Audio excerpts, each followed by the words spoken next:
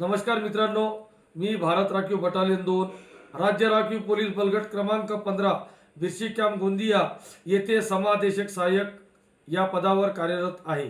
आज आम्हास अशी माहिती मिळाली आहे की अज्ञात इस्मानकडून गोंदिया SRPF करिता फक्त अमरावती, चंद्रपूर, गोंदिया व गडचिरोली येथील उमेदवार आवेदन अर्ज सादर करू शकतात, अशी सोशल मीडियावर चुकीची रील व्हायरल झालेली आहे।